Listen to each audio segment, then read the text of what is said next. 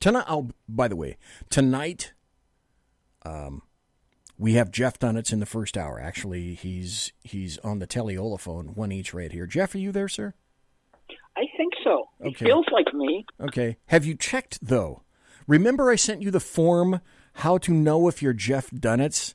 And you sent it back to me, but you failed to tick the box where it says Jeff DUNETZ is a fabulous guy. I don't understand why that was. Why was that?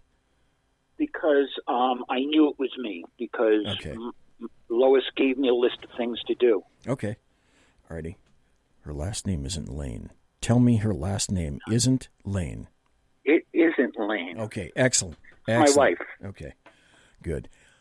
Sackett Sean was in the studio and reminded me of a cut. What I'm going to do is I have determined that my intro is about a minute too long. So next week or week after, I'm going to be paring this thing down, but I'm going to be inserting one bit because I had forgotten this was in the movie The Usual Suspects. I love this. This is... Now, say what you will about Kevin Spacey, and we can say a lot of things, but this was a great line from The Usual Suspects. The greatest trick the devil ever pulled was convincing the world he didn't exist. Do you agree, Jeff DUNETZ? No. Okay. But go ahead. Okay. Well, thank you. We have a different vision of the devil than Christians. Okay, that's true. That's true. Oh, how daft of me. I gave us the day. I gave us the date. It's night right now. And I forgot, where are my damn manners? Welcome in chat, in SHR Media chat, to Mike, to Sergeant Booker, Jeff himself, the Alaskan, Jack Alexander, Whiskey Dale, Leslie, and Severe Cruz. As opposed to kind of pablum-oriented cruise, there is Severe Cruise. Now, Severe Cruise, I think, would be if you have a hurricane, high winds, you got a Category 4 or 5 storm, and you're trying to anchor in Dutch Harbor, which can't accept passenger liners. That's a Severe Cruise. I don't know, maybe that's what Severe Cruise meant. By the way, to Whiskey Dale, and to everybody that doesn't already know, saints be praised, Whiskey Dale. Aye, saints be praised. For those of you who can't see, and this view on the on YouTube or Facebook live streaming right now doesn't show the actual Berserk Bobcat Saloon, but praises be to the saintly Whiskey Dale who shipped me the actual Berserk Bobcat, for whom the saloon is named, about a year and a half, almost 2 years ago. And if I had a producer, I would ship the view up to the Bobcat up there. But there is an actual Bobcat in the saloon. So saints be praised to Whiskey Dale. Thank you ever so much for shipping us Clyde. And as he says in SHR chat, Clyde rules. Clyde most definitely rules. For some reason, I feel like having a bowl of Lucky Charms now. It's indescribably delicious. Is that what they say? Something like that. Oh, and welcome to Lee and Josh in Facebook chat. Leslie is in Facebook chat. You know, here's the funny thing about Facebook chat.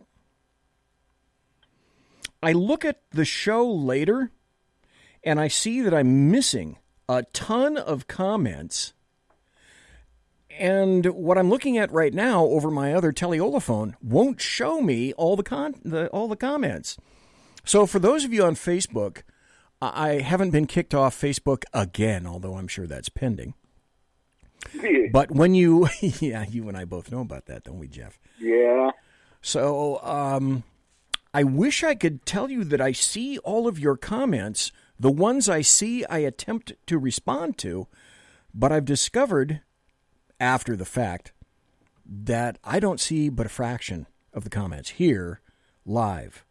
And for that, I have to greatly apologize. Jeff, I have you here tonight with one very specific thing to talk about.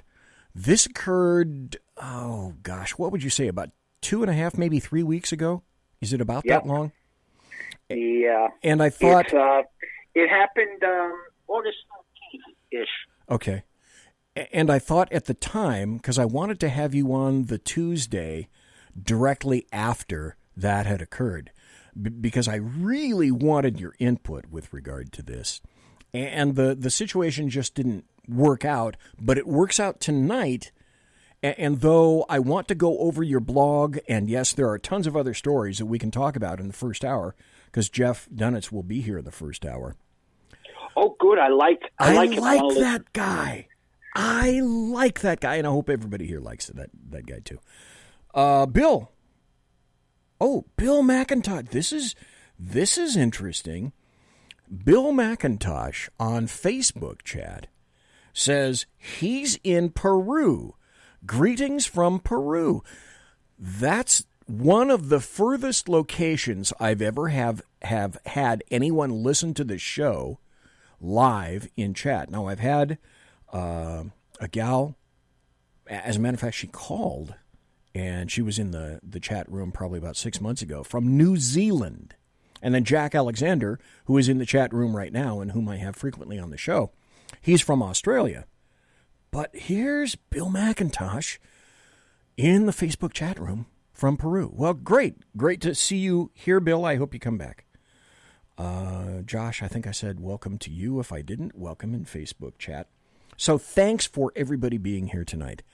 Because of the story, well, first, let me go and be the kind host that I should be known as. Whether or not I succeed all the time, I'm not sure. But Jeff DUNETZ, if you haven't heard him before, has his own blog, lidblog.com. And he writes, he is a prolific author, frequently I can't say frequently, but sometimes has other people on his blog to pen articles as well. Lidblog.com. Lidblog.com. Very easy to go to. And if you like to go to blogs, but you think, bloggers, they don't impress me very much anymore. If they write something every 3 days, that's kind of, no. Jeff writes 1, 2, 3, sometimes 4, sometimes 5 articles a day. Lidblog.com is very, very active. So I just wanted to make sure that I promote your blog. Thank you. And thank you for somehow managing to contact Ed Morrissey from PJ Media and Hot Air and let him know that if they wanted to hear you speak about the first topic up for bid tonight, thanks for doing that too, Jeff DUNETZ. Well, I was actually in the chat room of his show today, and I asked him to mention it. Oh, okay, great. Outstanding. So, because I'm a regular listener to his show also. He was on once. I'd like to have him back. Ed Morrissey is a great guy, has a great show. This article is, let me see, I think I'm pulling it up right now. Okay, here it is. It's by you, August 13th. So, yeah, about three weeks ago or so. Yeah, but you really have to go before that to understand what happened. So what I want to have Jeff talk about tonight is the headline that he wrote on that day, Analysis of Team Trump's Negotiated Israel-UAE Peace Agreement. So please take it away, Jeff. This is a deal that only Trump could have done. Okay? And let me explain. About a year and a half ago, the word was, the buzz around the Middle East was Saudi Arabia were telling the Palestinians, you know what, we're tired of this, make peace already. Okay? And because the Arab states made a commitment never to make peace with Israel until they make peace with the Palestinians. However, Saudi Arabia and Israel have been working together ever since the Iran deal because Saudi Arabia hates Iran as much as Iran hates Israel. Okay? So that was step one. Step 2 was, you remember the deal of the century that came out in February? Was that where we placed our embassy? No, that's after. This is when Trump announced a plan, an Israeli-Palestinian peace plan that he came up with. And unlike previous presidents, it was actually a pretty fair one. There were things in I liked, things I didn't like. But, you know, it gave the Palestinians all the same amount of land that they were supposed to have, but they were land trades. Some things went to Israel, and Israel gave up some of its land. Okay? But the Palestinians' mistake is there you had a fair deal to both sides. The Palestinians didn't even want to talk to Trump about it. They didn't want to make peace. There are Arab countries who weren't too happy with this. Okay? And that's really where the whole thing was started from, because Trump read that the other Arab nations were kind of getting pissed at the Palestinians. Okay? And this was a setup for the Palestinians. They either had a chance to make peace, or the other states were going to make peace. And that's how it was done. Okay? So this deal, first of all, what they were calling annexation, what Israel was talking about, that couldn't have happened unless because Trump released that deal of his in February. Because what Israel was talking about taking over were the lands that went to Israel in that deal that Trump made. But the problem was it wasn't really a takeover. It was Israel already controls that land. So what they were going to do is, right now it's controlled by a military authority. They were going to make it controlled by the civilian authority. Basically, they were going to demilitarize it, but everybody flipped out. But because Trump set them up, they were doomed to fail. Thus, this deal was made. Okay, the pressure was, you know what, Israel, if you don't do that annexation thing that everyone's upset with, we'll make peace with you. UAE. Now, UAE and Israel have been working behind the scenes for years, maybe a decade. So it wasn't like a real hard move.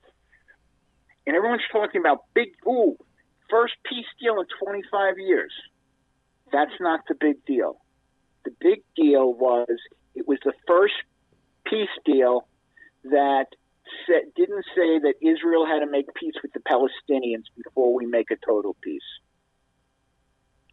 And that was, it broke down that barrier that all the previous American administrations pushed for. That's why, Obama couldn't do anything, because he said we can't negotiate for Israel, we can't negotiate against Israel unless there's a deal with the Palestinians. But guess what? All the Arab nations, all the moderate Arab nations, supposedly moderate, are already dealing with Israel. They needed somebody to break the ice. And that's what they did. They broke the ice. But no other president would have thought outside the box to do a peace deal that didn't involve the Palestinians first. You write about that in that August 13th article. Here's a quote from you. Yes, you certainly did. Sir, you always have my greatest, deepest respect. The Trump administration thought outside the box to make this deal. The supposed peace experts of the previous administrations had always bloviated, I love that word, I wonder why, that no Arab country would ever formalize ties with Israel before a Palestinian state was created. Trump created an outline of a deal, and the Palestinians refused to participate in its development. Stop for just a moment. Let me go back and ask you, Jeff DUNETZ, if yes. I have a faint recall of something in the, please correct me if I'm wrong, 80s under Yasser Arafat, where Israel was negotiating with Arafat, gave him just about everything he wanted. And in reply, he said something essentially, Up yours. Packet, where the sun don't shine, I will not even go with that. Is that accurate? Somewhat? Yes. And it happened again in the first decade of this century with what's his name? With Bush and trying to remember the name, Ehud Barak. Oh, okay. Excuse me, Ehud Olmert. Okay, basically the same thing. And this was President Abbas who walked away. The problem is that the only way the Palestinian government can manage their people is by convincing them to hate Jews and Israel. Well, and also convincing them, like other personnel we know recently, that they're 24/7 victims. Well, yeah, but the thing is that they've done such a good job at that, they can't go back and say, let's make peace with them now. And they don't have the guts to do it. And here's another interesting thing is that out of the original Palestinian refugees, there's about 25,000 of them left. But the UN counts those refugees, their children, their cousins, their second cousin twice removed, et cetera, et cetera. That's why the number is closer to 5 million now. Okay. Because like our deficit, it's inflated. Well, and like any number of other things that I could reference. You wrote in your article, Trump correctly figured out that the moderate Arab states were tiring of the Palestinians' refusal to try to make peace. Thus, the UAE peace deal was ripe for negotiating. Well, it's sort of a peace agreement between the two countries. We're not at war, but it's still a big deal as Israel and the UAE have never had normalized relations, trade, diplomats, etc. You also write the UAE is only the third Muslim country in the area to have relations with Israel, the other two being Egypt and Jordan. Unlike other agreements, this is not land for peace, and I think this is a great sentence. Unlike other agreements, this one is not land for peace, it's peace for peace. Bingo. I think that was brilliant. Oh, welcome to Kaiser in chat. Just jumped in. Let me ask you this, if I can, Jeff DUNETZ. Mm-hmm. There are any number of Arab countries surrounding and isolating Israel. If Israel had to evac, it'd have to pretty much go all Dunkirk, because everyone around them is essentially and has been their enemy at any particular given point in history. So having said that... Technically, Saudi Arabia and Israel is still at war. Okay.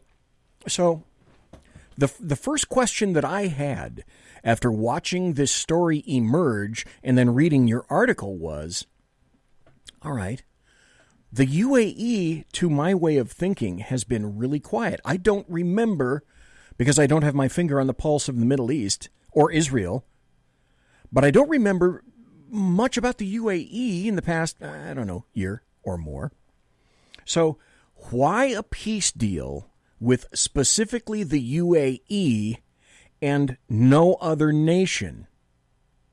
Well, somebody had to break the logjam. Okay?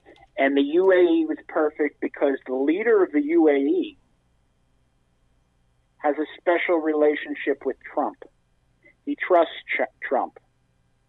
Okay. Just like Netanyahu does. That's another reason why it couldn't have been anybody else. Because both leaders have a special relationship with Trump. Now, they're not going to go out and buy furniture together, but you know what I mean. Right. Okay, this relationship happened before Trump was president. Okay, now, do you know what's right across the Gulf from the UAE?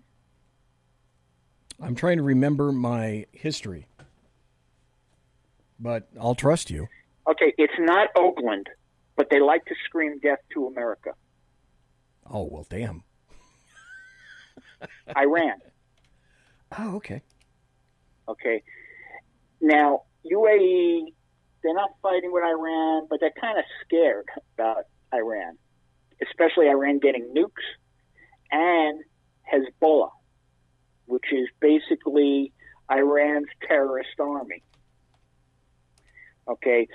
Now, what President Trump has been doing for the last 2.5 years, pressuring Iran, it's also convinced the UAE that Trump is serious about fighting Iran. So that also helped them move the needle to join up with Israel. Okay. Okay. Again, it's something that couldn't have been done without Trump. Okay. And there are going to be more coming. Okay. Okay. More negotiations? No, more countries. Okay. The other thing to keep in mind is that both Israel and the UAE are very, very strong technology-wise. Okay, I can understand that. Okay, and therefore their economies match, and their economies can feed off of each other. And let's face it, the best way to keep a peace thing going is making money off of everybody. Well, a mutual benefit society, if you will. Yes. Exactly. Okay, now we know that the UAE is far from Israel. You've delineated why you believe that the UAE, that was the first negotiation that was made. There's Jordan. But I'll tell you something interesting. A friend of ours, a Sikh gentleman, his daughter was getting married. He's throwing a big, big wedding in the UAE. Okay. We couldn't go because the UAE, if you've ever been to Israel and it's on your passport, they don't let you go. They say they do, but they've been kicking people out when they land. So, I mean, it's a big change. Okay, so again, I understand what you were saying about the UAE being friendly with President Trump.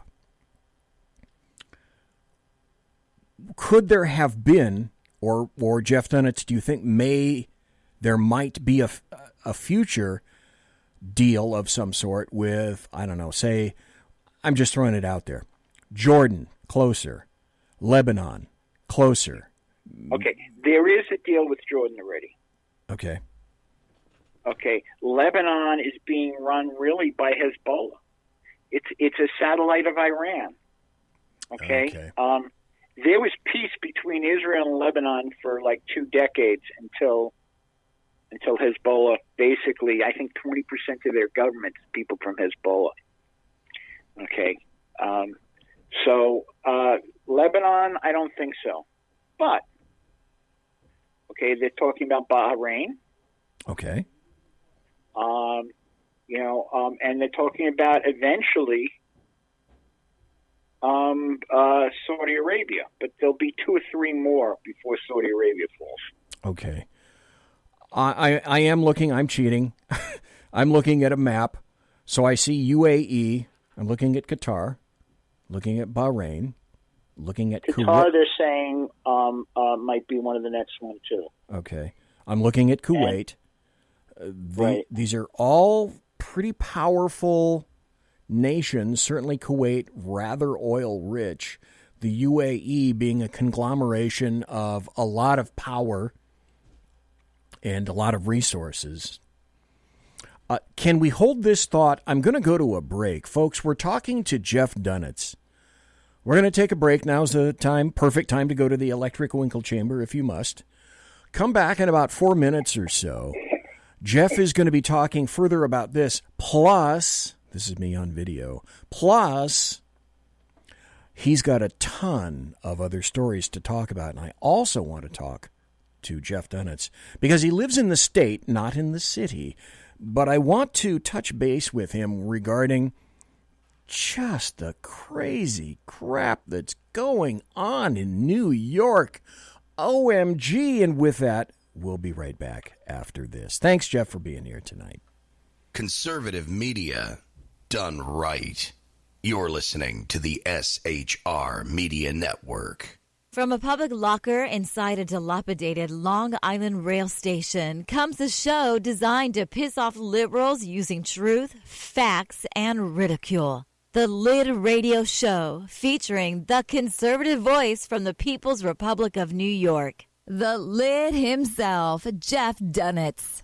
Tune in every Wednesday at 2 p.m. Eastern, 11 a.m. Pacific on the SHR Media Network. Go to shrmedia.com. At Lid Radio, we fight for the truth, justice, and a good kosher T-bone. If you don't listen, Hillary Clinton might sneak into your bedroom in her housecoat late at night and blame you for her election loss. It's the Lid Radio Show with Jeff DUNETZ.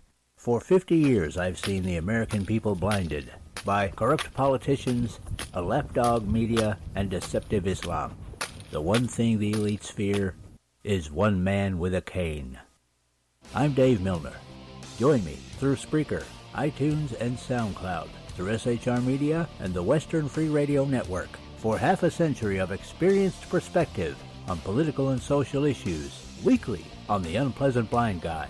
And catch me on Jeff Mitchell's EDL Radio on blogtalkradio.com. There's No surrender, ever. Because truth is not always pleasant. This is Shannon Wright of The Right Way with Shannon and Mike in the AM. Mike's not here, so I gotta talk fast. You gotta join us. Fall season. Getting ready to start up with a whole bunch of new stuff. News and food and politics and sports and entertainment and a whole bunch of stuff. But wait, Mike's coming. I gotta go. Remember, Shannon and Mike in the AM on SHR Media, Monday through Thursday, 7 to 9 a.m. Make sure you tune in. Featuring right thinking from a left brain and doing the job the American maggots won't. BZ is fundamentally changing America, one diaper at a time.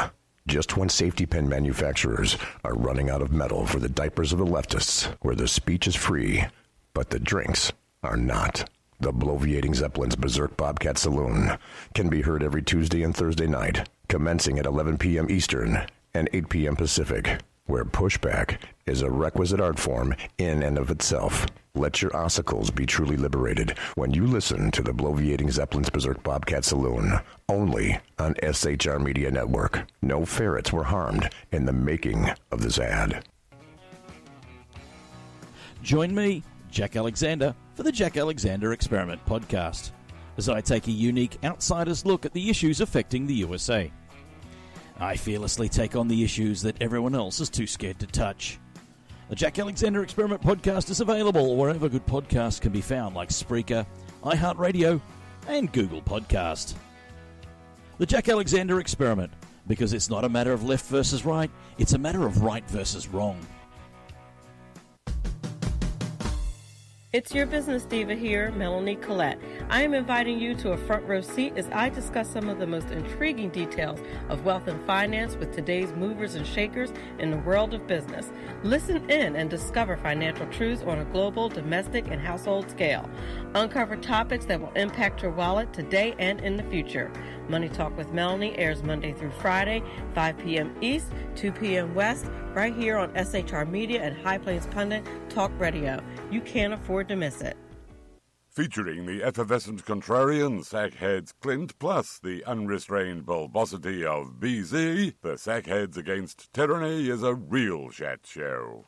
Doubling your late-night conservative talk show pleasure with double the hosts, you can listen every Wednesday night at 8 p.m. Pacific, 11 p.m. Eastern.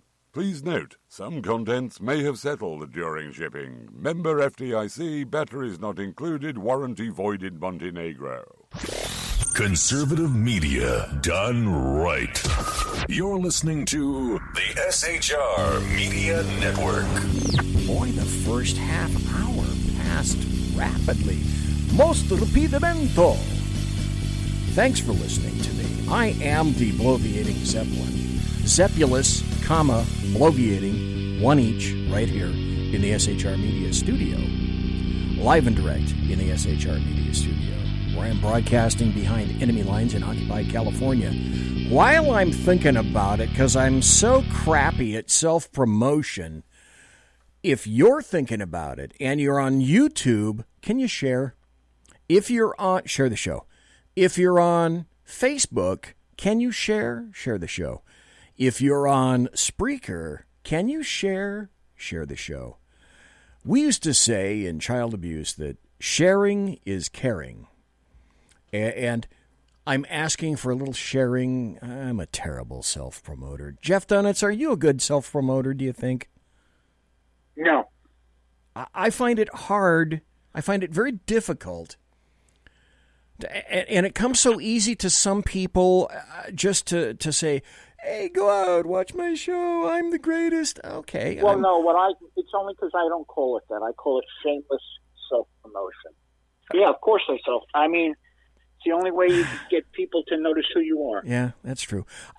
There's something in my brainulus, my wheelhouse, that says something like, you're not all that in a bag of chips. Folks, I got to tell you, I do this mostly for me. If I get more listeners and viewers, that's awesome. I love that. And I love everybody that comes to the show and watches. I thought you did it because it helps you meet little kids. Oh, Jesus.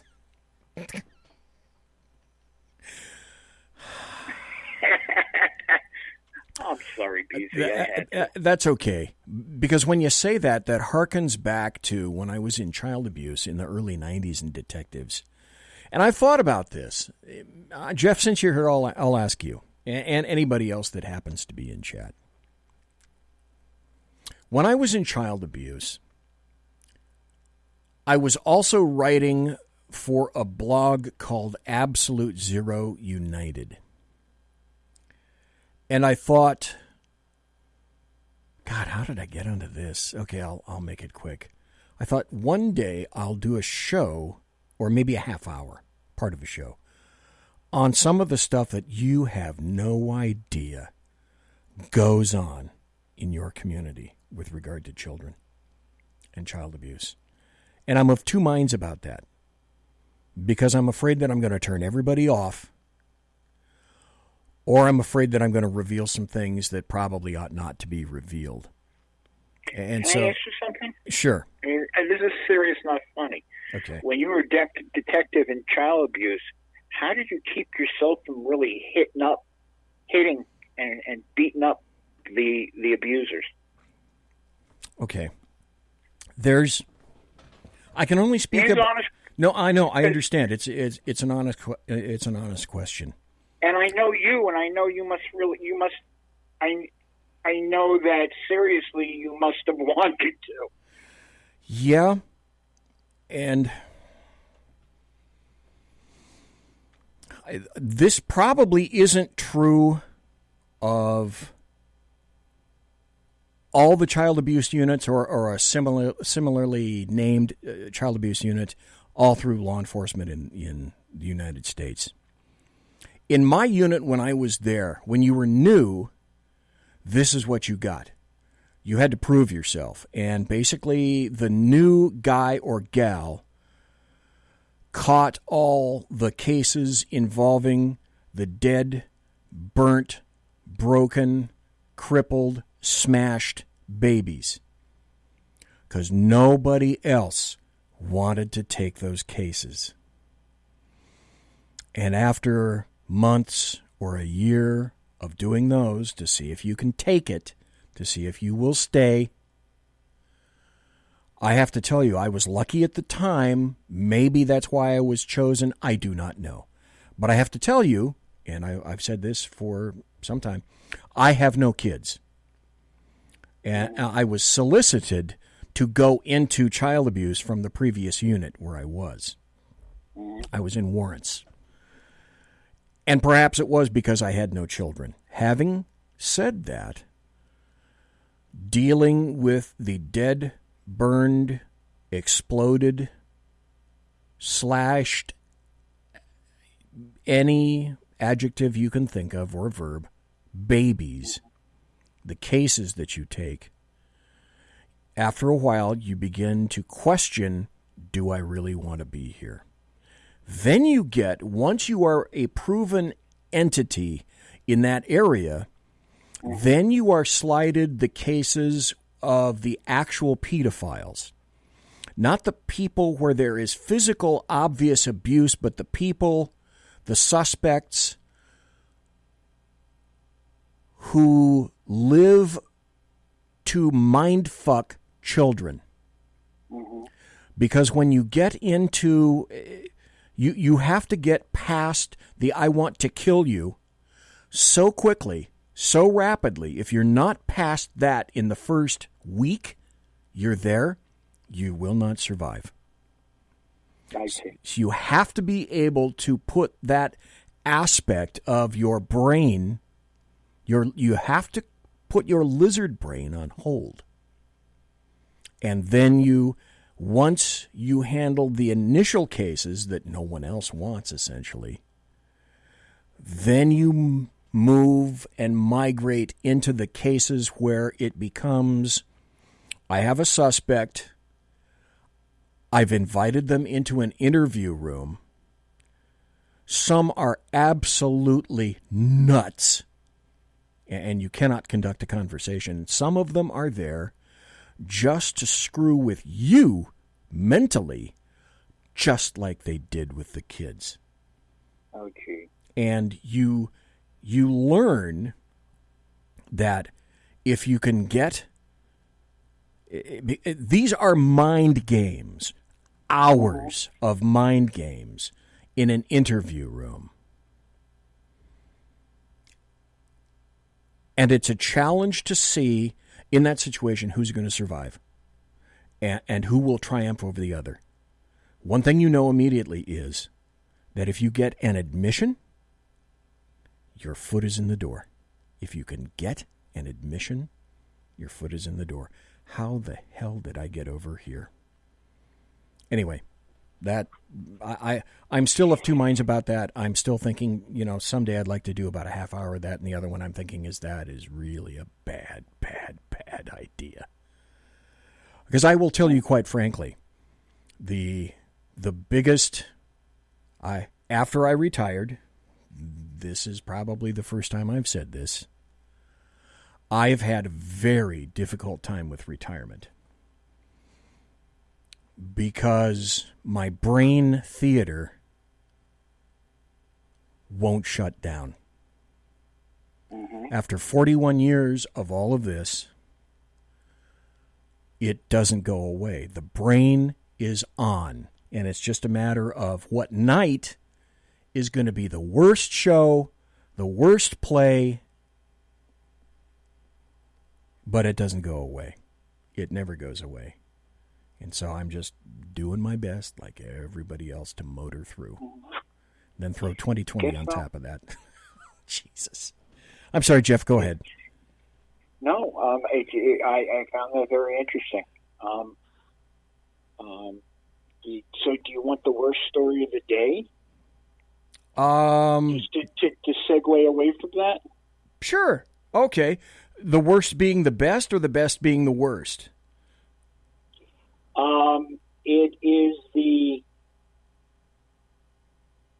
It's a good story, but it's one that pissed me off the most. Okay.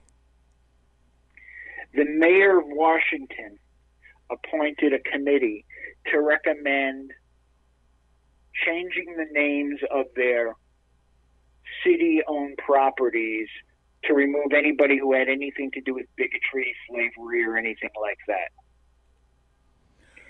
And you know what? Right. And they did it with schools and streets. And you know what? If they want to do that, it's their city. And then they made another recommendation. They want to get rid of federal stuff. in Washington, D.C. The Christopher Columbus statue, the Benjamin Franklin statues of Jackson and George Mason. And then they get to the Jefferson Memorial and the Washington Monument. So the city of Washington, D.C. is the mayor is on the National Capital Memorial Advisory Commission. Right. And she's recommending that the federal government get rid of the Washington, all those, including the Washington Monument. And it's just like, how bad? This cancel culture, I always thought it had already hit the bottom. Clearly not. Clearly not. Okay? Because they not only hit the bottom, but they dug all the way to China. And I don't mean that, the communist China. I'm thinking that when I was a kid, that when you dug far, we always said you go to China. Okay? They went way bottom. And the thing is that no human being, no great human being didn't do bad stuff. No. Okay. No, and then I mean, if you use their logic, okay, then for example, they should remove the name of Moses from the Bible. Heck, he disobeyed God and hit a rock. Well, as I say, and I've said for quite some time, if, for example, if you think white people are so bad and you're a leftist, it seems to me that you should take yourself out. You should be first. Set the example. Let's go back to UAE for a second. I got Kaiser Schuff on the line, and he wanted to talk to you about UAE. Kaiser, you still there? Oh, yeah, brother. Hey, here's what I'll say. I think Jeff already knows this. UAE, for years, probably a decade or a little over, has had a quiet agreement with the Mossad, and that's a fact. And whilst I'm going to give the backup facts for this, okay, for folks who don't know, in New York, there was for a time, at least when I applied to work for them, of course, they used British. They were very clear once they understood I was an American that they only used British to escort the Mossad around. It's a little game the British and the UAE has played for years, and I worked in Dubai. So all you have to look at is it was a big hit in Dubai hotel, and it was the Mossad killing certain people, and Jeff is not wrong. There were not Sunni, but Shia Muslims. Okay. And this is a fact. And the company in New York was called Rockstar Promotion. They wanted to hire me until they found out I was an American. I still have the email, brother, Jeff. I'm not trying to crap on the parade, but there has been a quiet, and the same thing with Saudi Arabia. There's been a quiet agreement with a lot of countries over there, and you know it has to be quiet because this destabilizes things. But that's a fact. And I remember my first war, BZ and Jeff, if you didn't know this, was the Gulf War, when Brennan converted to Islam.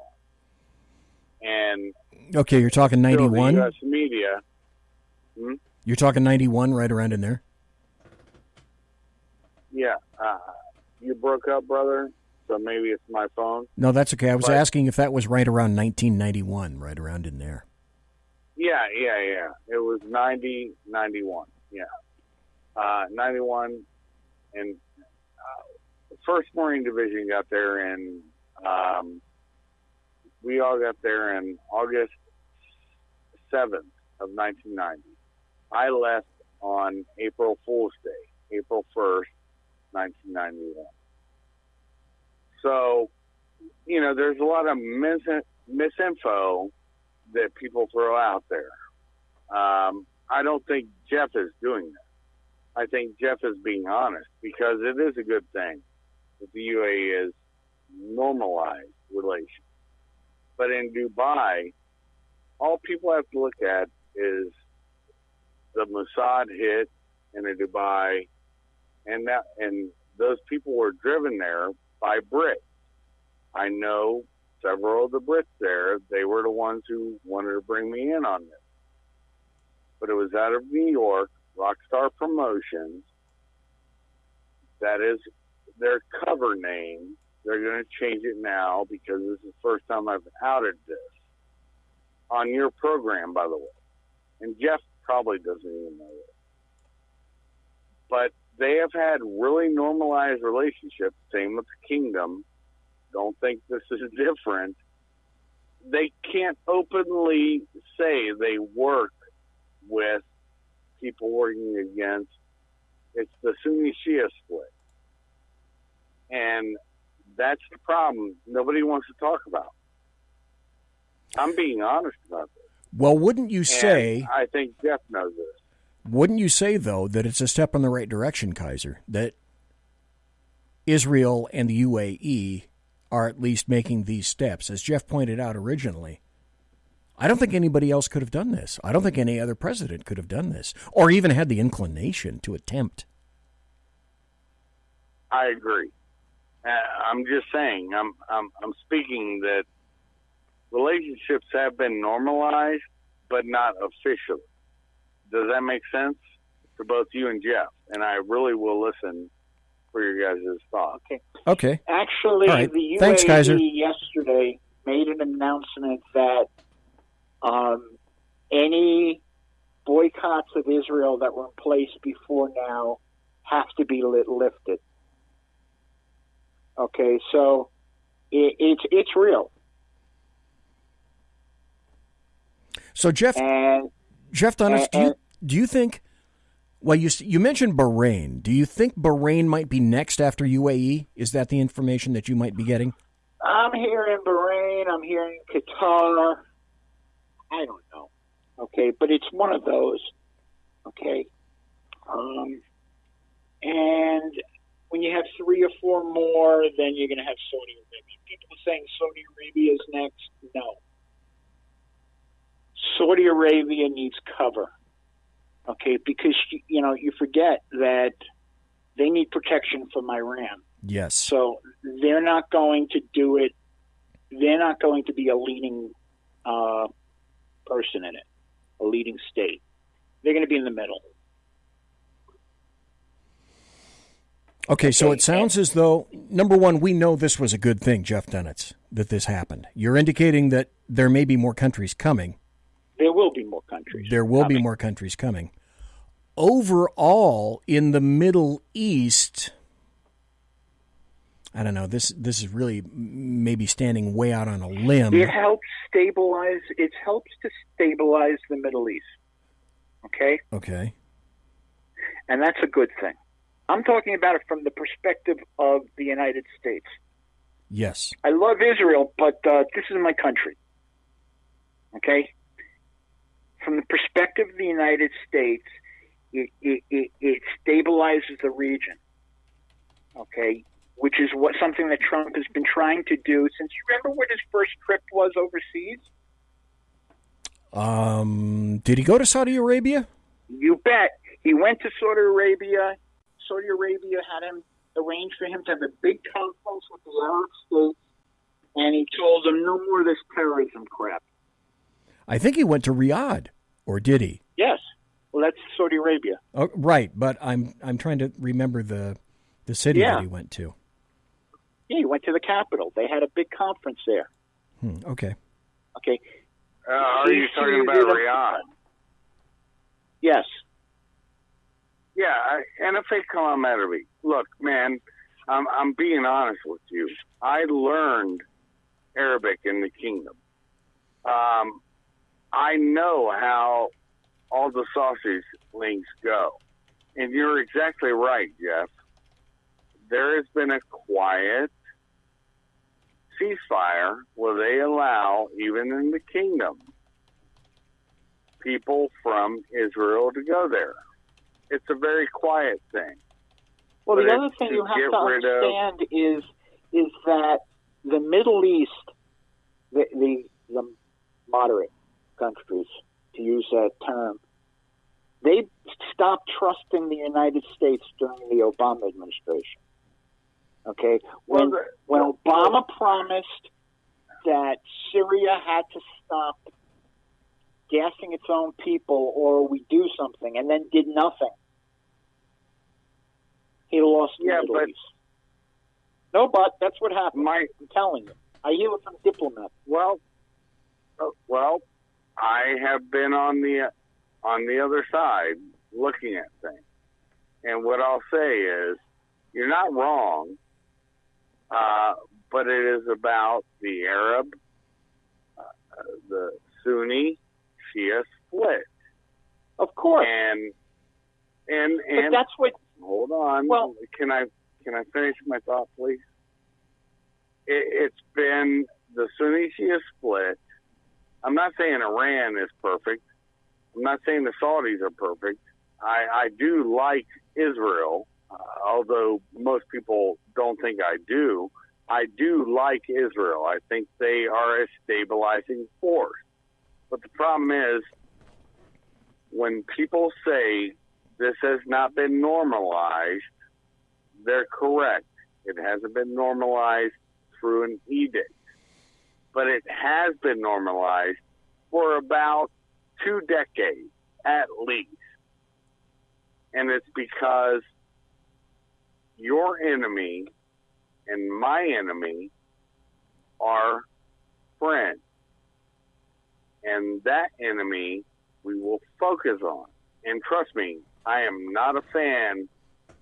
Brother, I was in Iraq when the Iranians were throwing explosive fire projectiles, EFPs, into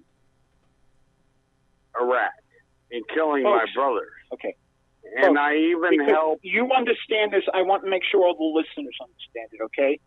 Iran is Shia. Bro. Okay? Saudi Arabia is Sunni. And a lot of those other countries are Sunni, all the quote-unquote moderates. When Obama made that deal with Iran, okay, all the Sunni countries flipped out. Everyone said, oh, Israel's pissed off. All the Sunni countries flipped out because Iran wants to make itself the controller of Islam. Okay? And they're Shia and the other ones are Sunni. Okay? And that's what's behind, actually, it's one of the things affecting this deal because the Sunni countries, okay, when Obama made that deal, they gravitated a little more towards Israel because, like you said, the enemy of my enemy is my friend, and that's exactly what happened. Okay, we got about two more minutes. I wasn't, okay, real quick, BZ. Okay. I wasn't negating anything that Jeff said. I would love to have him on my show, actually. Because I was pretty sure agreeing with you on that point. Okay? You're not negating anything I said. I've written about the Sunni-Shia divide 100 times. Okay? Yeah, that is, I'm very pro-Israel because they have a right to exist. This is my point. Well, I have no problem with you in Israel, okay? I am agreeing with you on Sunni versus Shia, okay? You're 100% right. My point is that, yes, Trump did something that officiated, and I appreciate. But he also manipulated it. That's the interesting part. 2 minutes, and I'm going to have to go to a break. 2 minutes, I'm going to have to go to a break, gentlemen. Okay, can I get like 5 minutes after, or no? I'll hang up, brother. I'm not trying to it depends on if Jeff has to go. Jeff, you're welcome to stay. It's midnight right now where you are. It's 9 p.m. on the left coast. So, Jeff, you're welcome to stay. If you got to go, I understand that too, sir. I can stay for 5 more minutes after the break. Okay. All right. We are going to carry this over the break. This is an interesting convo. This is one of the reasons that you guys like to listen to the show. I'll be right back after this, and we'll wrap things up between Jeff DUNETZ, who is my guest tonight, and Kaiser, who has called in. Be right back after this. Hello. There we go. Conservative media done right. You're listening to the SHR Media Network. Southern Sense is conservative talk with Annie, the radio chick you bellows as host, and C.S. Bennett co-host. Informative, fun, irreverent, and politically incorrect. You never know where they'll go, but you'll love the journey. Annie is a top conservative host on Top Talk Radio and features some of the finest guests packed with important politicians and newsmakers. Listen every Friday, 3 to 6 p.m. Eastern, noon to 3 Pacific, on the SHR Media Network. Remember, Southern Sense is common sense.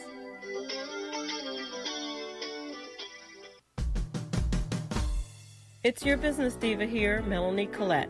I am inviting you to a front row seat as I discuss some of the most intriguing details of wealth and finance with today's movers and shakers in the world of business. Listen in and discover financial truths on a global, domestic, and household scale. Uncover topics that will impact your wallet today and in the future. Money Talk with Melanie airs Monday through Friday, 5 p.m. East, 2 p.m. West, right here on SHR Media and High Plains Pundit Talk Radio. You can't afford to miss it. From a public locker inside a dilapidated Long Island rail station comes a show designed to piss off liberals using truth, facts, and ridicule. The Lid Radio Show, featuring the conservative voice from the People's Republic of New York. The Lid himself, Jeff DUNETZ.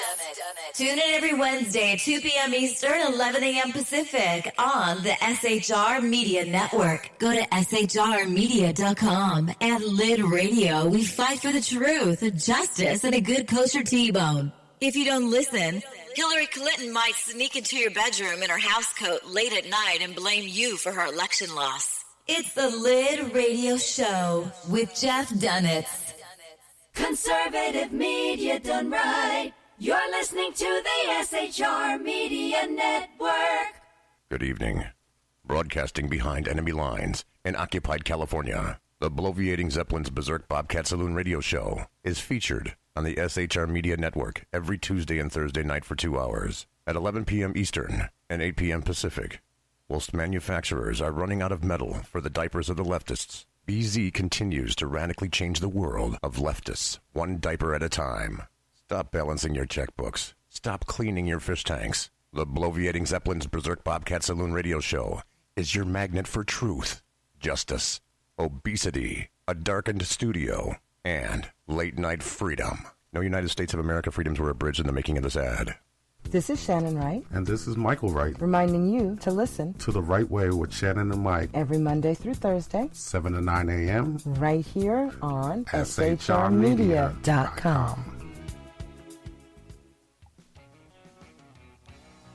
Join me, Jack Alexander, for the Jack Alexander Experiment podcast, as I take a unique outsider's look at the issues affecting the USA. I fearlessly take on the issues that everyone else is too scared to touch. The Jack Alexander Experiment podcast is available wherever good podcasts can be found, like Spreaker, iHeartRadio, and Google Podcast. The Jack Alexander Experiment, because it's not a matter of left versus right, it's a matter of right versus wrong. After 6 years covering terror and corruption, the unpleasant blind guy is making a change. I'm Dave Milner. Join me on Spreaker and YouTube through SHR Media and on the Western Free Radio Network as I team up with Jeff Mitchell, host of the English Defense League radio show on blogtalkradio.com. Check show pages for airtimes. It's the Unpleasant Blind Guy. On EDL Radio. There's no surrender, ever. Because truth is not always pleasant. Featuring the effervescent contrarian Sackheads Clint, plus the unrestrained bulbosity of BZ, the Sackheads Against Tyranny is a real chat show. Doubling your late-night conservative talk show pleasure with double the hosts, you can listen every Wednesday night at 8 p.m. Pacific, 11 p.m. Eastern. Please note, some contents may have settled during shipping. Member FDIC, batteries not included, warranty voided Montenegro. Conservative media done right. You're listening to the SHR Media Network. I gotta tell you, that was the best $60 I ever spent to have that guy do that promo. I gotta have him do some more. I love that guy's snooty voice. It's wonderful. It was perfect for Sackheads. Tonight we've got Jeff DUNETZ in the Saloon. Kaiser Schuff was talking to Jeff. We'll get about 5 more minutes to wrap things up, and then I know for a fact, because it's so damn late, Jeff has got to go. Because Jeff is probably at least writing 1 or 2 articles at this point, even as we talk. So, Kaiser, did you want to make one final point with regard to what we were talking about? Oh, yeah. Any of you guys can look it up. It's in Dubai, a hotel room. Mossad rubbed out an Emirati. That's because that's how this stuff works. It's not rocket science, folks. It is about people. Okay, first off, most of the people on your channel know that a lot of people think I'm just a contractor. No, I'm a mercenary. This is what I do for a living. I'm a consultant. That's why they were shocked when they found out I was an American. They will not hire an American from Rockstar Promotion because I have a good name. And I think there's a juvenileness for Americans who think that this is new. No, it's not. This has been going on for decades, since the Gulf War, at least. And it was done by a man I despise, and you despise, and I'm sure Jeff despises, Brennan, who converted to Islam. This is how this happened. He is a Sunni, not a Shia. And yet, under Obama, he became the guy who sent X amount of billions of dollars to Iraq or to Iran. And just like the false dichotomy that they keep talking about, that there was no weapons of mass destruction, nobody can explain the 300 tons of yellow cake from Iraq that were shipped to Canada for destruction afterwards, and they can't describe the stuff we found in Wasat Province, Al-Quds. I actually wrote about the yellow cake they shipped to Canada. The interesting thing is, as a diabetic, I always tell people yellow cake is the only kind of cake I can eat. But they don't get the pun. But yes, they found yellow cake, they found chemical weapons, and actually Iran is still using some of that stuff. Okay, Israel has found some of it. The reason why I was kept quiet, I'm going to tell you, Jeff, is because it wasn't just from the U.S. It wasn't. It was from England and also Germany. These are our partners in that during that time. Jeffrey, I was there, and we had a collapse. This is how I found out about it. I mean, I took pictures. There's a lot of evidence there on this. I am telling you, man, I'm just telling you, and I'm not the only one. I can bring other people on the show when we all get together. Hopefully we can to do this. because I am telling you, the American people have been lied to long enough. It's not a matter of, it is a good thing that Israel and the UAE normalize relations here. I'm not going to even bullshit you about that. But the problem is the lies. We need to have conciliation and honesty with everybody at this point because, as you probably know, I worked intel. I'm telling you, man, I've investigated the alt-right. I know what the truth is on that. And the media distorts that. It's all bullshit. But you know what's not bullshit at this point? Is Antifa. They are a communist movement. Same with BLM. That's true. And nobody with wants to out that. With that, I'm going to have to wrap this up. Otherwise, I will not get to the rest of the stuff that I got to talk about tonight because I actually have some happy stuff to talk about. And pretty soon, I got to wake up and beat up on politicians. That's your job. That's true. Kaiser, hey, My thanks for the job call, is sir. to- Appreciate it. Kaiser, you there? Okay, that was Kaiser. He hung up. My Okay. job is to tell the truth to America and protect this country. Yes, a truth teller. And again, folks, where can we find you if we want to read you? Jeff DUNETZ. Lidblog.com. Lidblog.com. Tons of articles every doggone day. Well, maybe except for Saturday and Sunday, but Actually, no, Sunday, yes, Saturday, no. I work 6 days a week. The Jewish Sabbath, I take off. okay, cool. You are a writing machine.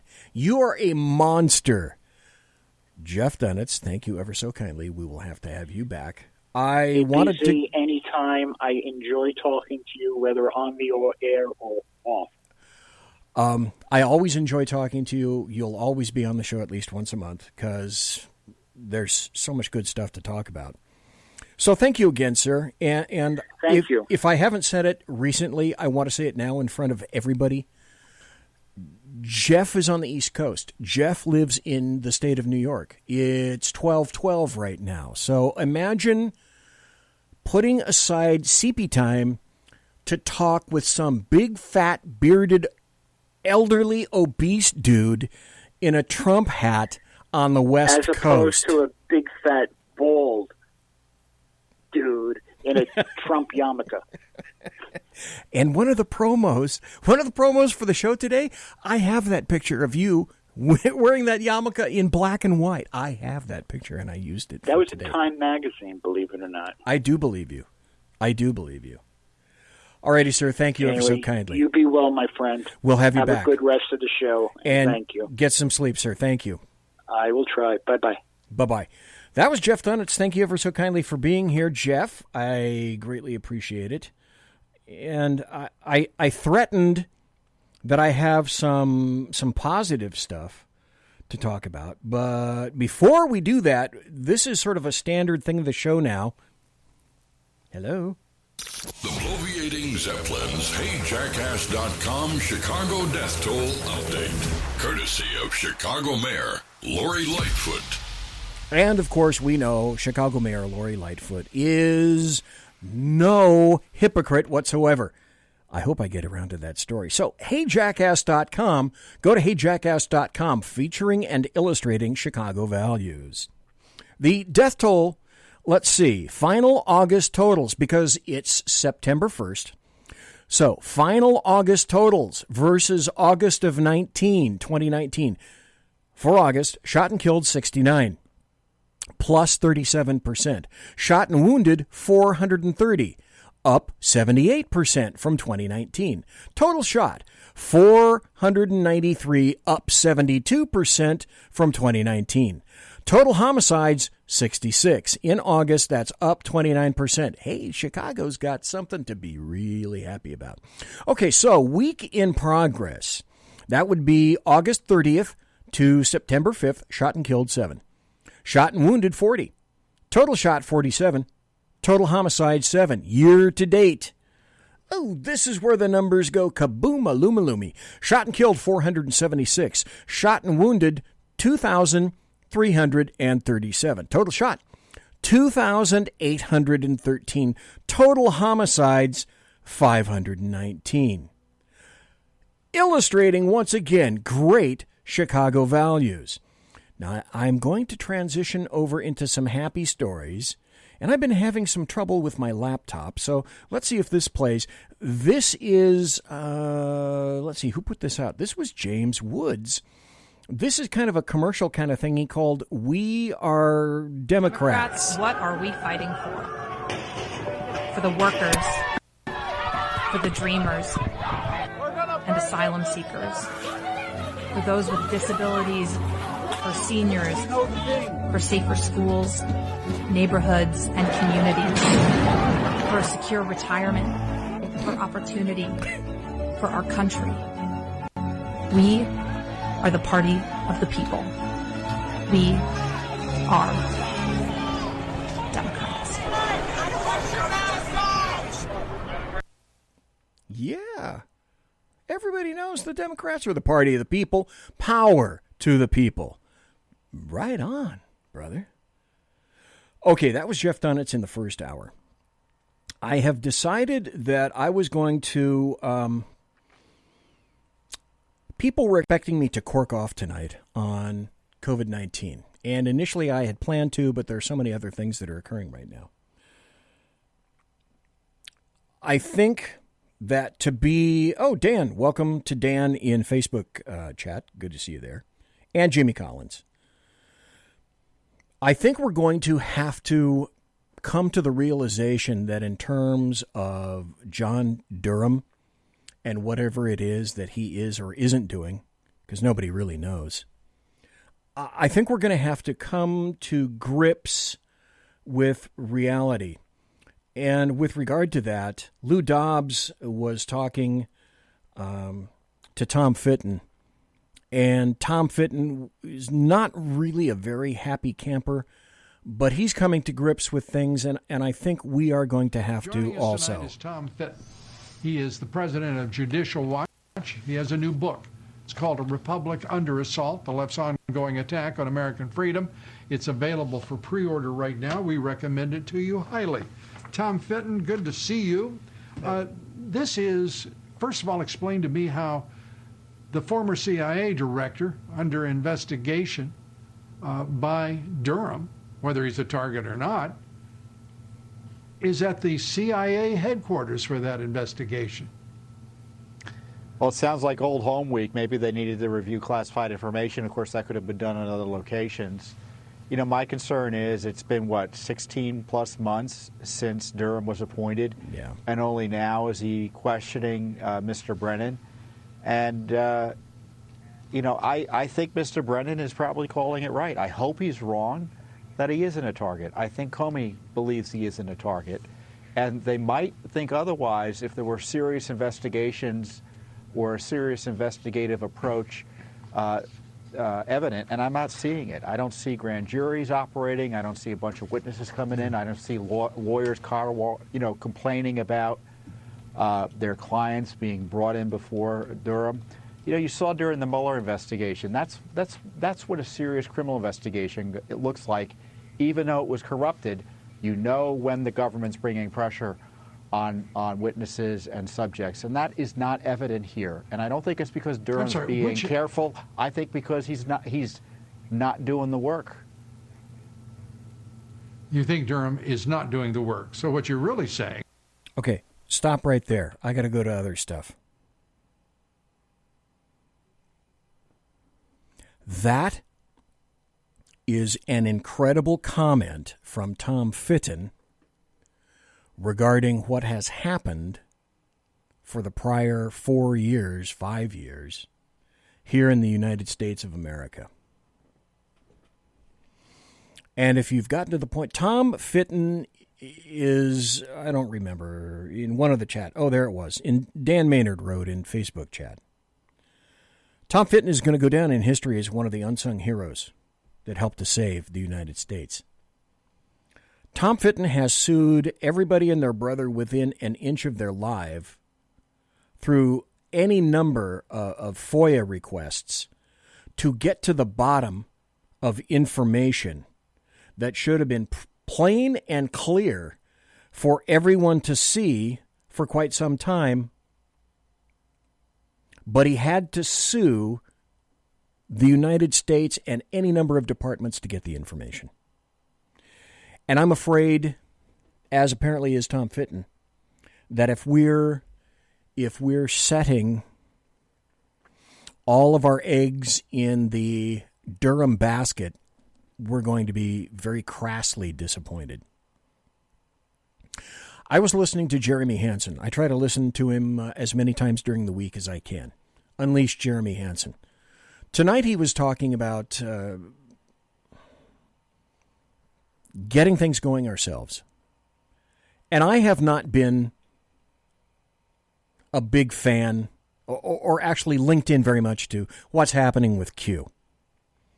And I know any number of people that may listen to me or maybe don't, or any number of people that I relate back and forth to on social media. I'm not a big Q guy. I really don't know what the hell Q is, and my finger is not on the pulse of whatever Q might be. But we also, like Tom Fitton indicated, we can't count on a Durham investigation.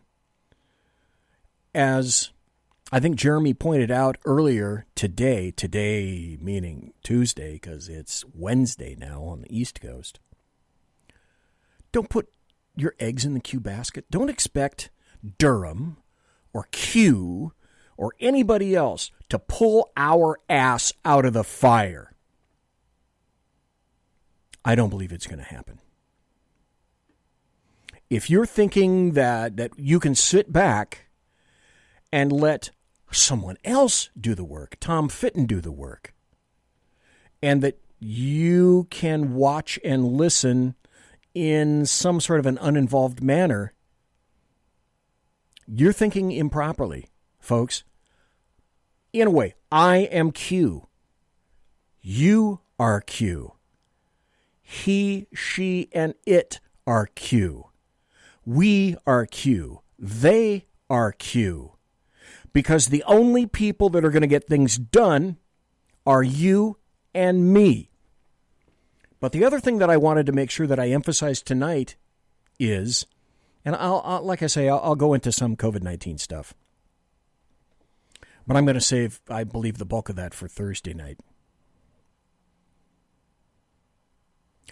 We have an obligation to save this country. If we are a patriot, if we are conservative, leftists want to destroy and crush. Anymore, that's all they do. They destroy and they crush. And they are of little, if any, value. None. Zip. Zero. The null set. They have proven that they are of zero value. So it's up to us to, it's our country. It's up to us to save it. If you, as an individual listening to me now, live or in podcast, in the chat room, SHR chat room, Facebook chat room, if you can go out and influence someone, please do it. Make sure you vote. Don't get depressed because I'm about to give you an assload of happy stories.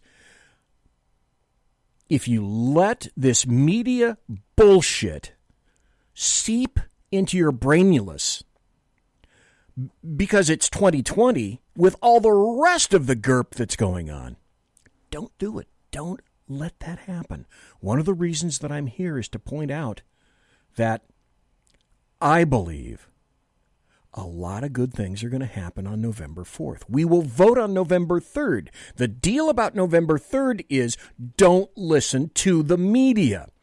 They're going to tell you one of two things. Either Trump is so far ahead, don't vote. Your vote is immaterial. Or they're going to tell you Trump is so far behind, your vote won't matter. Bullshit. Get out and vote.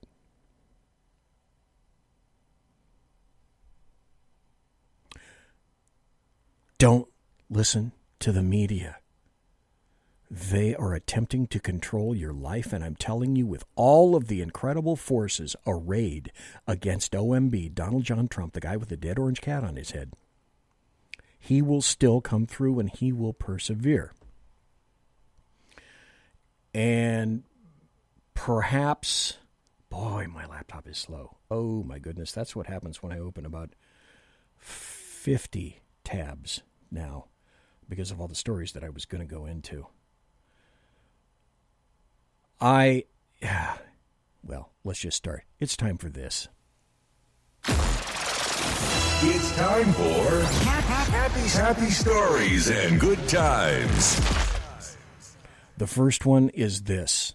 This is from a site that is leftist in nature. It's from Axios. And it's saying this: how Trump could pull off another upset.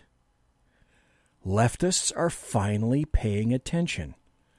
If I had it to play, I played it last Thursday night, where Don Lemon and Cuomo are talking to each other. Chris Cuomo are talking. They're saying, hey, rioters, tamp it down. It's finally starting to affect the polling.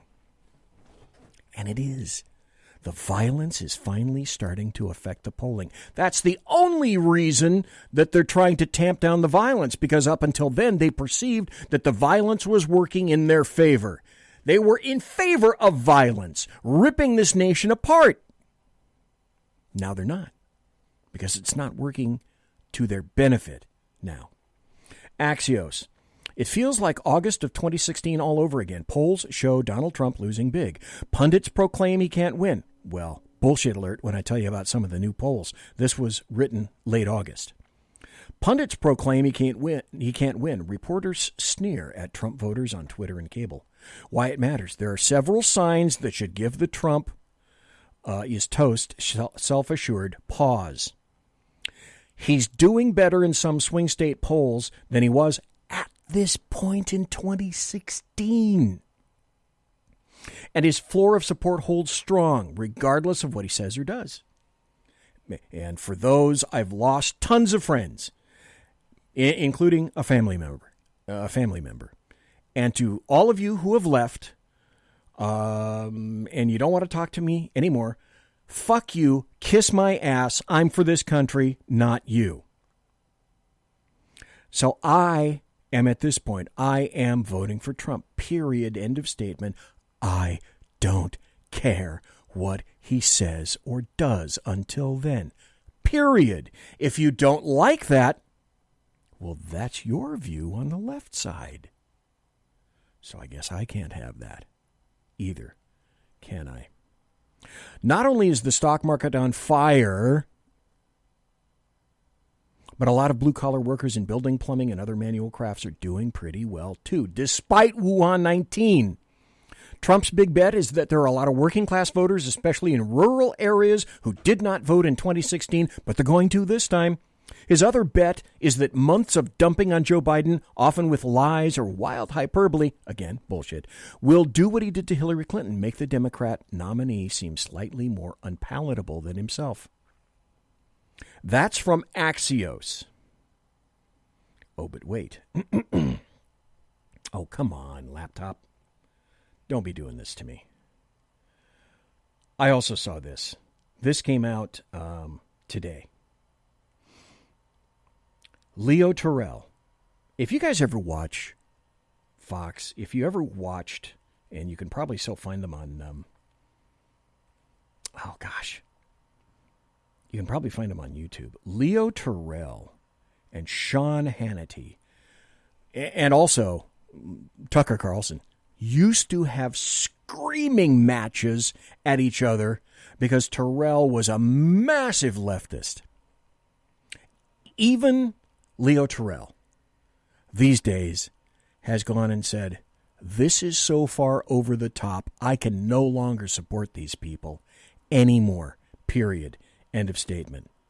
Well, I've got a video that you've got to hear from Leo Terrell that just came out today, and I will be playing it right after this. And again, if you have to hit the electric winkle chamber, go ahead. Thanks for being here for the full 2 hours. Thanks for listening live. Thanks for listening in the SHR Media chat room. Thanks for listening and watching in the Facebook chat room.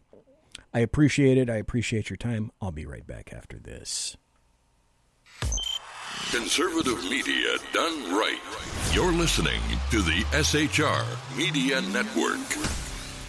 From a public locker inside a dilapidated Long Island rail station comes a show designed to piss off liberals using truth, facts, and ridicule. The Lid Radio Show, featuring the conservative voice from the People's Republic of New York, the Lid himself, Jeff DUNETZ.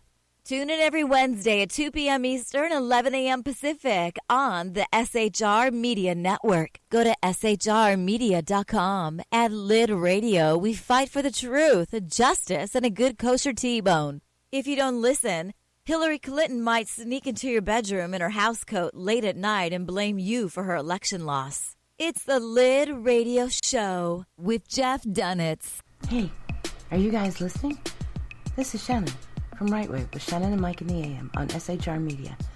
I know you've been wondering where we are and what's been going on. Well, folks, that's right. We're back. So please join us 7 to 9 a.m. Monday through Thursday on SHR Media, on Spreaker, iHeartRadio, and Spotify, and Facebook Live at 11 a.m. on Right Way with Shannon and Mike in the AM at Facebook. You don't want to miss a minute. We've got lots of guests, lots of segments, and lots of interesting things. And let's face it, there's nowhere for you to go, so you might as well tune in. Again, Right Way with Shannon and Mike in the AM. We're back live on the air on SHR Media, 7 to 9 a.m. Monday through Thursday, audio and Facebook Live, audio and video. Yes, we are going to do video. Facebook Live, Right Way with Shannon and Mike in the AM. Hope to see you soon.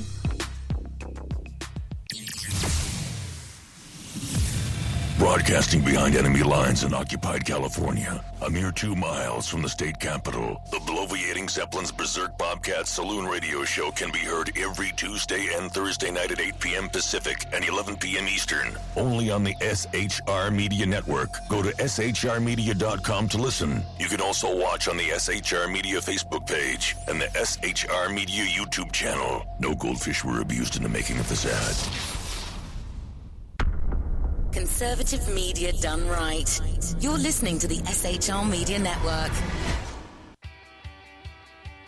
It is he that is me, bringing perspective from across the sea. Join me, Jack Alexander, 4 days a week for the Jack Alexander Experiment podcast, as I take a unique outsider's look at the news and issues affecting life and liberty here in the USA. I'll show you what the mainstream media refuses to. Politics, border security, defense, healthcare, travel, nothing is off limits. Catch the Jack Alexander Experiment podcast each Monday to Thursday on Facebook, YouTube, and everywhere good podcasts can be found. Also, check out the website, www.jackalexanderexperiment.com. Southern Sense is conservative talk with Annie, the radio chick you bellows as host, and C.S. Bennett co-host. Informative, fun, irreverent, and politically incorrect. You never know where they'll go, but you'll love the journey. Annie is a top conservative host on Top Talk Radio and features some of the finest guests packed with important politicians and newsmakers. Listen every Friday, 3 to 6 p.m. Eastern, noon to 3 Pacific, on the SHR Media Network. Remember, Southern Sense is common sense. After 6 years covering terror and corruption, the Unpleasant Blind Guy is making a change. I'm Dave Milner. Join me on Spreaker and YouTube through SHR Media and on the Western Free Radio Network as I team up with Jeff Mitchell, host of the English Defense Elite Radio Show on blogtalkradio.com. Check show pages for air times. It's the Unpleasant Blind Guy. On ADL Radio. There's no surrender, ever. Because truth is not always pleasant. Conservative media done right. You're listening to the SHR Media Network. It's your business diva here, Melanie Collette. I am inviting you to a front row seat as I discuss some of the most intriguing details of wealth and finance with today's movers and shakers in the world of business. Listen in and discover financial truths on a global, domestic, and household scale. Uncover topics that will impact your wallet today and in the future. Money Talk with Melanie airs Monday through Friday, 5 p.m. East, 2 p.m. West, right here on SHR Media and High Plains Pundit Talk Radio. You can't afford to miss it. Conservative media done right. You're listening to the SHR Media Network. This is it. It's time for the final 25 minutes of the Bloviating Zeppelins Berserk Bobcat Saloon radio show, where I am broadcasting behind enemy lines in occupied California, 2 miles east of the Bill Mill, the Circle of Doom, the horrific edifice at 10th and L Street downtown, where last week, what was it, Tuesday night? Yeah, Tuesday night, we had some great riots here in Sacramento. They weren't protests, they were riots.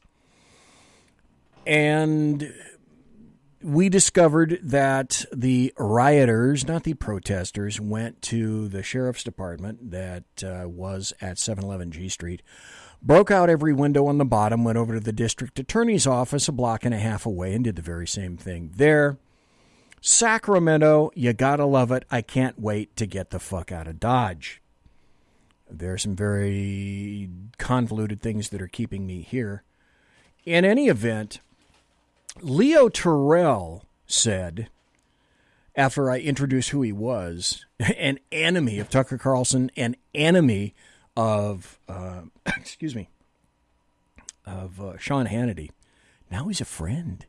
He's a very good friend of these guys. Truly unbelievable. Yesterday, MSDNC guest host Tiffany Cross said that the RNC's African-American speakers look like a, quote, modern-day minstrel show. Huh? Ooh. Okay, meanwhile, Baltimore GOP House candidate Kimberly Klacik said that the president's message is resonating with African-American voters, released this ad on Twitter calling out the Democratic Party for failing the African-American community in Baltimore. Take a look. The Democrat Party have betrayed the black people of Baltimore. If the politicians walked the streets like I do, they would see exactly how their policies and corruption affects us. Now, the polls support her claim, as a new survey released by The Hill Friday showed an increase in support from African-American voters at 9 points. I'm going to have to play that ad. If you haven't heard that ad, it skewers the crap out of Democrats. Anyway, Leo Terrell is going to be saying very shortly, Trump is going to get the highest number of blacks in Republican history. The RNC, and while Republicans and the president are working to make inroads with all American voters, Democrats, Michelle Obama, seem focused on, well, some politics of division, but we'll let you decide. You can listen. When I'm just a black woman, I notice that white people don't even see me. They're not even looking at me. So I'm standing there with 2 little black. Join the club, comma, but the other aspect is, who cares? Girls, another black female adult, they're in soccer uniforms, and a white woman cuts right in front of us to order. Like she didn't even see us. I can tell you. Okay, so you're trying to tell me that being rude is racist. How many times has that happened to somebody who is black who's done that to me? Did I immediately brand them a racist? No. Rude. Hello. See, that's the aspect of leftists. If you're not a victim, you're nothing. Bigger victims, you're a bigger person. Hello, Jussie Smollett and the dude that can't win in NASCAR. A number of stories like that when I've been completely incognito during the 8 years in the White House, walking the dogs on the canal. People will come up and pet my dogs, but will not look me in the eye. They don't know it's me. And it's you know, what white folks don't understand, it's like, that is so telling of how white America views people who are not like them. Here with more reaction, Baltimore Republican congressional candidate Kimberly Klacik and civil rights attorney Leo Terrell. Kimberly, your ad blew me away. Yeah, God, it was great. Is it true there are 13 public high schools in Baltimore that don't? have one single child proficient in math? That is absolutely true. Unfortunately, that's what we're dealing with in Baltimore. I talked about it the other day on Maria's show Sunday morning. Now the message that President Trump is giving to Black Americans, it's resonating for real. We have a team out 5 days a week talking to voters, and they are telling us how they're going to vote differently this time around, not just for me, but for President Trump. They understand that opportunity zones, career opportunities, actually doing something as far as criminal justice reform and actually investing in HBCUs, it means a lot to the Black community. So I think a lot of people are excited. Well, I'd love to see you win that race. That would be great. Leo Terrell, Zogby, and there are now many polls. These are not outliers any longer. 2.5 times the support among African Americans for Donald Trump than just 2016 alone. I want your take on that and your take on the podcast of Michelle Obama. Well, first of all, I brought over 300,000 Black Democrats to vote for Trump. I'm bringing more and more and more. So that's happening. Trump is going to get the highest number of Black votes ever in modern day history for a Republican. Black voters are voting for Trump. But let me talk about Queen Michelle Obama. The Queen has made the most. Be nice, Leo. Okay. I'll be First Lady Michelle Obama. He's fired up. The comment was insulting. It was racist. She has now made it impossible for her ever to run for office again, because that statement would haunt her. But let's be clear. Let's deal with the facts. Iowa, 97% white, gave Barack Obama and First Lady Michelle Obama a victory in caucus and back-to-back election. She made a moral decision that she knows was in the hearts and minds of every American, and that is the part that was insulting. That comment that she made on that podcast, if she made that in a court of law, she would be convicted of racism. And so I think the comments were offensive and insulting to every American. For her to think she knows what's in the hearts of every white American, and for her to think she knows what's in the minds of every Black American. It's insulting. For the first time in my adult life, I am proud of my country, she said. From the very beginning. Famously, in 2008. When her husband was running, Kimberly. Yeah, well, I don't know what's going on and what Michelle Obama's life experiences have been, but I can tell her I won my primary on June 2nd with 70% of the vote, and 80% of my voters were from white America. They, like Terrell said, you have to have white America to vote you in to be the president of the United States. The Black population only makes up 13%. So you need white America and everyone else to vote. And he won 2 terms. Okay, let me stop right there. This is one of the reasons that I have some of the smartest people in chat. Leslie Holker in SHR Chat said, Democrats have been promising to fix Black communities and schools for decades, and then they never hear from them again until the next election. The majority of them in cities have been run by Democrats for decades. Democrats worked hard to keep them enslaved. They created the KKK to torture and murder Black Americans. They refused to pass the Civil Rights Act. And then when they did, LBJ took from the Social Security Fund to increase welfare in hopes of enslaving them another way, removing the fathers from the home. That's exactly it. Ask Larry Elder or any other individual who is a clear-thinking individual. Doesn't matter the shade of them. Larry Elder said basically, you want to succeed in life, just do 3 things. Number 1, graduate from high school. Number 2, never have a child until after the age of 20. Number 3, when you have a child, make sure you're married, and that guarantees success in life. That's just obvious. So I don't know what her experience has been, but it hasn't been my experience. Last word, Leo. Sean, the bottom line is this. The Democrats are worried that Black voters are voting for Trump, for Kimberly. They're shocked that I'm voting for Trump. And what's happening is this. They have to keep playing the race card to make sure there's racial division because they want to keep Black on the Democratic plantation. It won't work.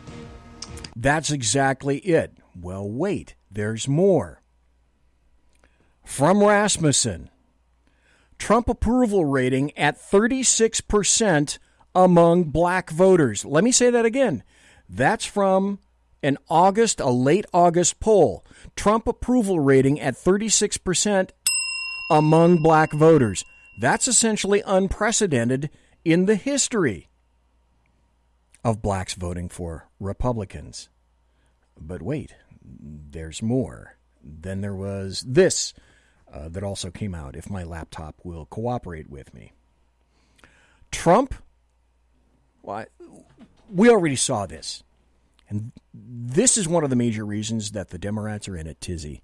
They don't know whether to shit Twinkies or go blind. They didn't get a Biden bounce from their week of the DNC. However, Trump gets a bounce from a Republican convention as new poll shows him narrowing Biden's lead by 4 points. Now, these aren't the polls that we saw in 2016. In 2016, we saw Trump doesn't have a damn chance. These are the same polls making the same numbers, polling the same individuals. Now, I have always said I never give pollsters an idea of what I'm thinking. But this is unusual in terms of the first poll to be completed since the Republican National Convention ended on last Thursday night, shows Trump gained on rival Joe Biden, whittling down the Democrats' lead in the race by 4 percentage points. Okay, so what you have to do is you do what I had to do in criminal law. When you're working a case or you're on a call, you look at the totality of the circumstances. You don't look at one particular aspect, one particular fact, one particular incident.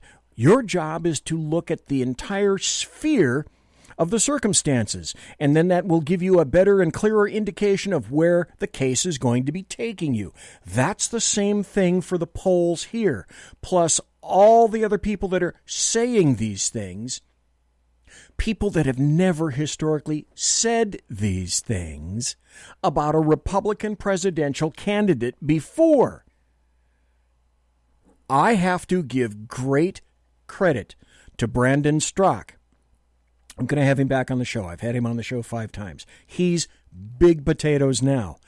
I hope I can get him back on the show because, my God, he was in Sacramento. Doggone it, Brandon. He was in Sacramento and also in San Francisco. And he started the walk away movement. I would tell him to his face today, Brandon Strzok is one of the strongest little dudes that I have ever seen and had a great concept and took it to fruition. Hashtag walk away. Hashtag Blexit. Any number of hashtags. People have had it. And there's another reason that people have had it. This is from Lidblog, from my good friend, Jeffrey DUNETZ, that I just spoke to last hour. Position on violent crime is driving Trump's approval up. Liberal pollster says Trump's approval at a record 52%. Stop. This is a 52 percentile higher than when Obama was at this point in his first term. But the American media maggots will not tell you that. And I will. And that's why I'm here. That's why these are happy stories. A recent poll from the Pew Research Center indicates violent crime is a significant issue among registered voters. Heading into the 2020 presidential election, a Zogby poll reports record approval for the president, partially driven by the increase in violent crime and riots, particularly in Democrat-run cities. Don't just wake up tomorrow and think that all is lost. No, all is not lost. Don't fret. Do what BZ suggests. I'm not going to tell you what to do. You're an adult. And that's why I present as many things as possible on this show, things that you're not going to hear otherwise in the left atmosphere and the American media maggots. The closer it gets, the more that everybody in the American media maggot side is going to tell you who to vote for. Independents are leaning more towards Trump than they are for Biden. Now, I always thought that was a strange thing.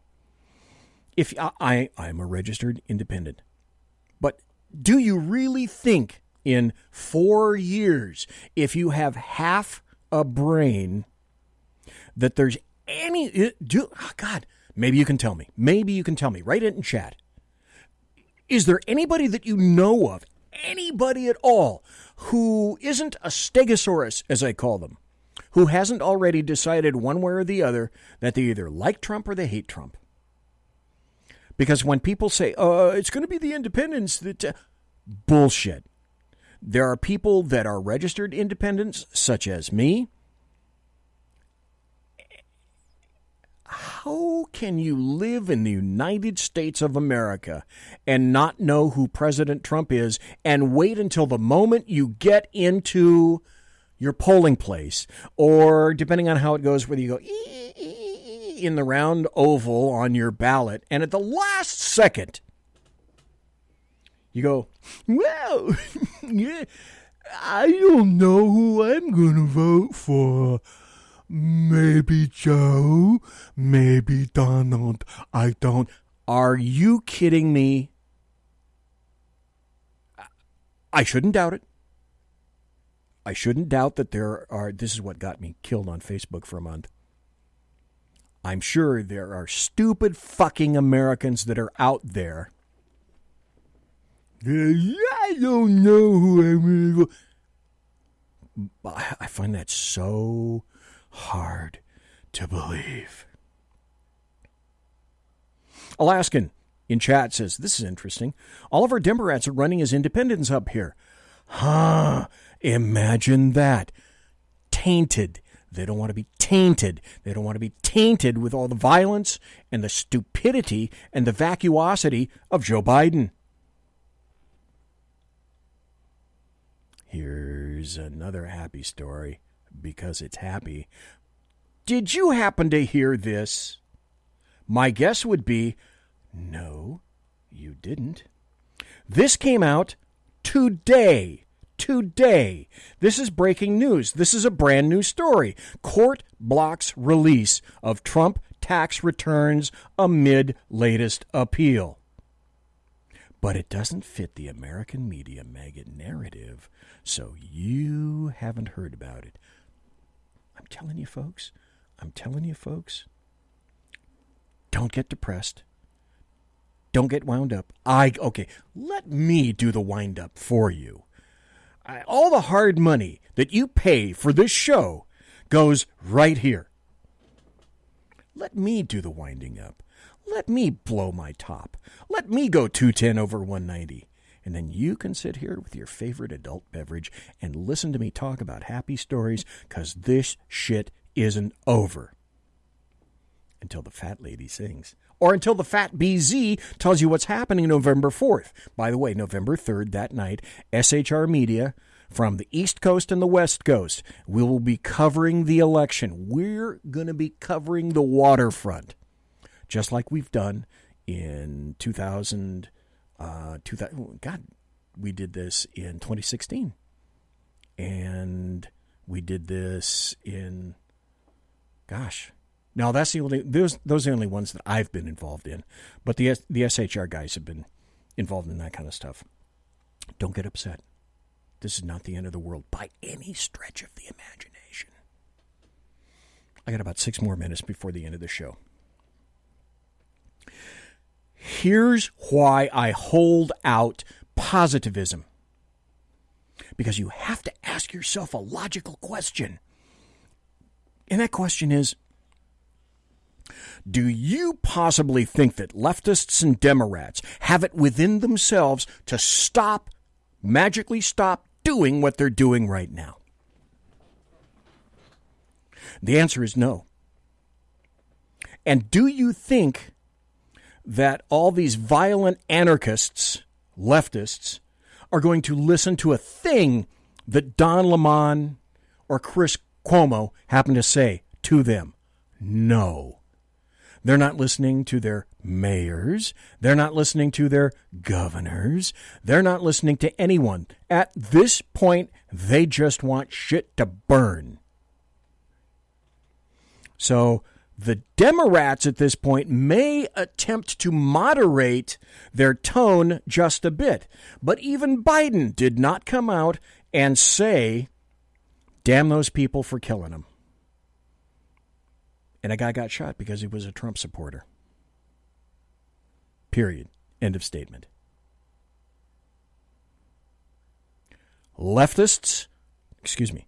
Democrats don't have the ability to stop pushing. Likewise, leftists don't have the ability to stop pushing. Now, let me get back to the Federal Appeals Court today. Blocked a New York prosecutor from obtaining Donald Trump's tax returns while the president's lawyers continue a fight to subpoena seeking records. The 3-judge panel ruled after hearing brief arguments from both sides. That's a win for Trump. I got time for one more story. Now, this is from my neck of the woods. This is from the dailybreeze.com. You may not be aware of it, or perhaps you are. In California, always spell it with a K. California has Democrats, leftists have not just a majority, not just a big majority, but what is termed a super majority in the Capitol building 2 miles that way at 10th and L Street. A super majority. But then this article came out. And it came out 2 days ago. The headline is, one-party rule in California is backfiring. According to U.S. Census Bureau projections, California will lose at least 1 seat in the U.S. House of Representatives after the 2020 census. Why do you think there was a massive push by the Democrats to get the census out and keep, and to put as many illegal immigrants into the census as humanly possible? Because if this affects California, it's going to affect the rest of the leftist states. According to U.S. Census Bureau projections, California is going to lose at least 1 seat in the U.S. House of Representatives after the 2020 census. This is because the total number of representatives is fixed at 435. Stop. Just hearing that amount of information, what do you think any leftist or Democrat that's reading that is thinking? Then we need to expand the House of Representatives. Guaranteed. That's what they're thinking right now.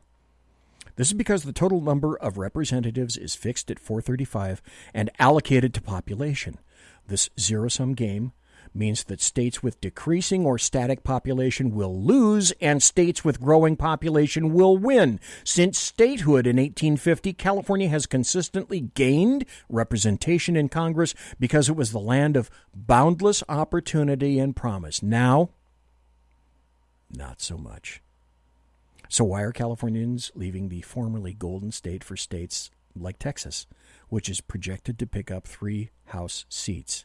The reasons include cost of living, crime, homelessness, crumbling infrastructure, burdensome regulations, high taxes, gross mismanagement of the pandemic response, failure to manage our forests leading to catastrophic fires, and green policies that caused a shortage of electricity and rolling blackouts.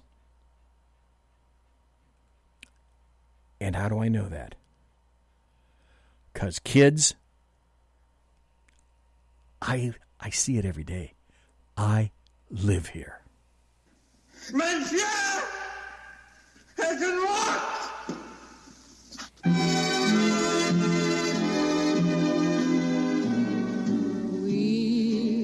Folks, I really appreciate you being here tonight. Each and every night.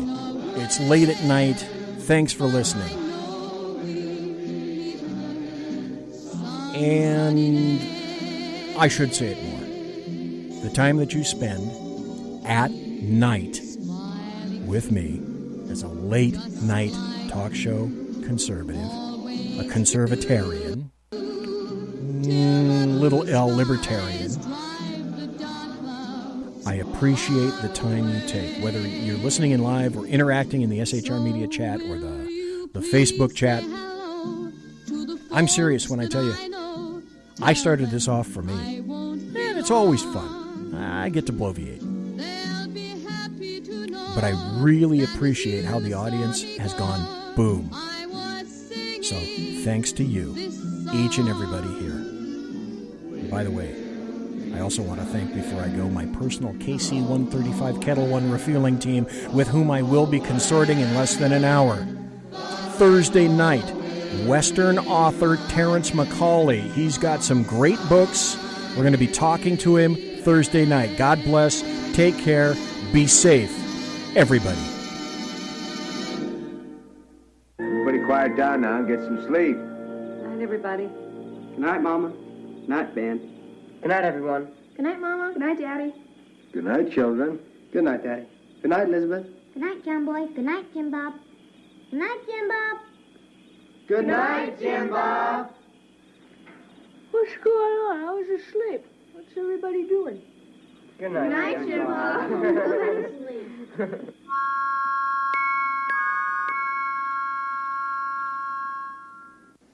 Good night, and good luck.